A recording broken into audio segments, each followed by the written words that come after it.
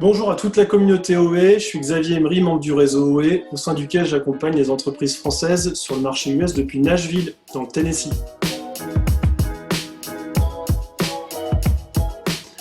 Alors, parlons un peu de la situation économique des États-Unis aujourd'hui.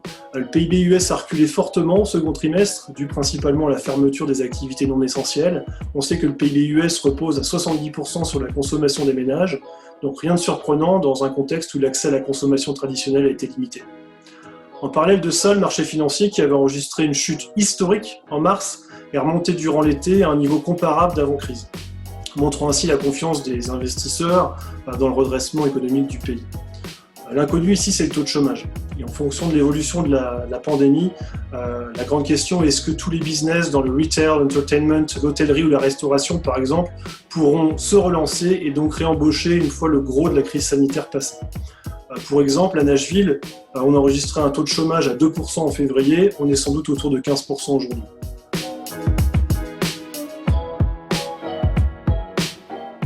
Alors, cette crise sanitaire, elle est difficile aux US comme ailleurs, mais ici on compte 200 000 morts, ce qui est beaucoup trop bien évidemment, mais ramené au ratio de population, on est sur des taux comparables aux pays d'Europe.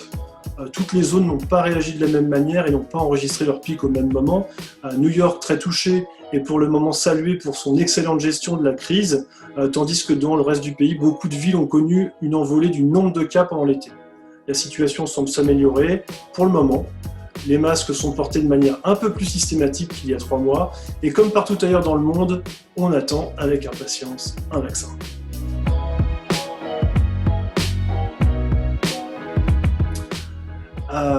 Le comportement des entreprises pendant la crise, dans ce contexte difficile, on a eu plusieurs aides financières via des prêts et reports de paiement des taxes qui ont été accordés par les États et le gouvernement fédéral, un système d'ailleurs dont les filiales françaises aux États-Unis ont pu bénéficier, ce qui leur a donné un peu d'air.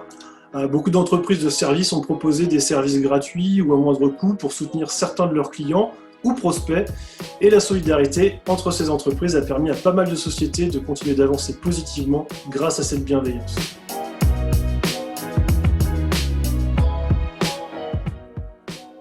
Alors, le marché continent des États-Unis est parfois difficile à aborder. On parle d'ailleurs souvent des marchés US plutôt que du seul marché américain. Il est souvent nécessaire d'investir un minimum dans le marché pour pouvoir réellement le tester.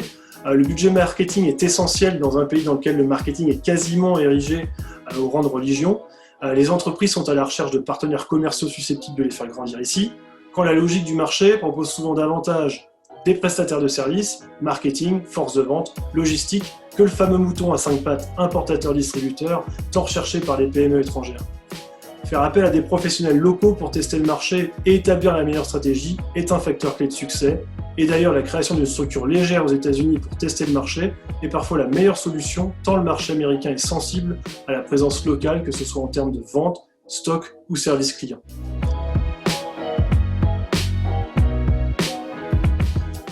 Dans les grandes différences entre la France et les États-Unis en termes de business et de vie en entreprise, il y en a plusieurs. Il est extrêmement facile de créer son business aux États-Unis, mais le financement est parfois très délicat. On finance souvent sur fonds propres, notamment quand on est des petites entreprises. Aussi, le dispositif public d'accompagnement est loin d'être aussi présent, tant dans le conseil que dans l'appui financier. L'une des différences majeures dans la gestion de l'entreprise, c'est les ressources humaines. Le marché est très flexible et fonctionne dans les deux sens. On perd souvent des salariés au profit d'autres sociétés.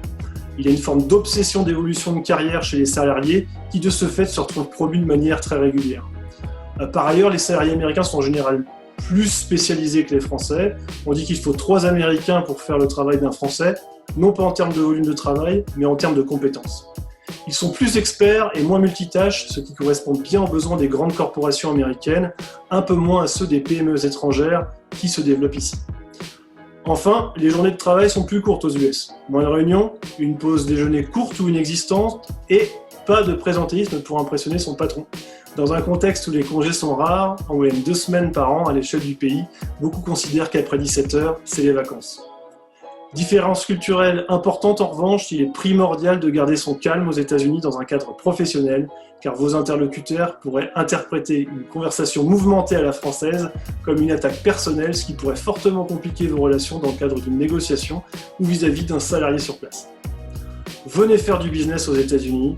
Le pays reste la première économie mondiale, ressortira fort de cette crise sanitaire devenue économique, et malgré la fermeture des frontières qui perdure, ou le fait que ce soit une année électorale, America is open for business, et on est nombreux à votre disposition pour vous accompagner dans vos projets de développement. Merci et à bientôt.